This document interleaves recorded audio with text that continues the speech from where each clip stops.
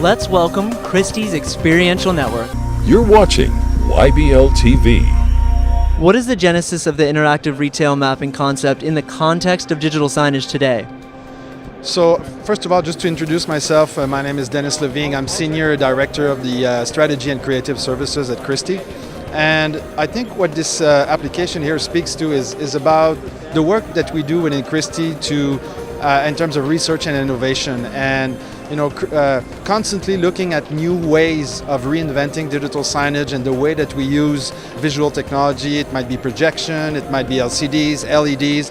I think in 2015 it's our responsibility to be creative in the way that we use technology to put on a good show and to be relevant to the consumer. And I think this installation speaks to new innovative ways to showcase products, to give information, to engage a consumer at another level. We really like this application. There's a lot of spin-offs that could be considered, larger scale projection on objects, and of course projection mapping on buildings and architectural types of media application. It's just some fun media applications that we feel the consumer can get really excited about. What is the response to the Christie Experiential Networks? The response has been great. I think it's very clear that the market is ready for this next generation type of application, and Christie being a key partner to facilitate the deployment of these experiences and also to generate new innovative brand exposure opportunities, because brands more and more are looking to use creative ways to connect with the audience, interactivity, gesture, linking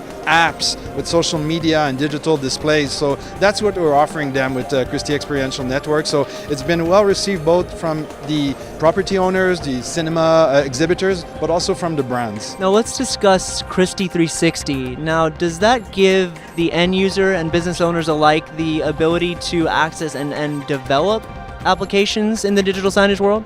Sure, but it does. But Christie 360 is really about, historically in the digital signage industry, projects have been developed in silos.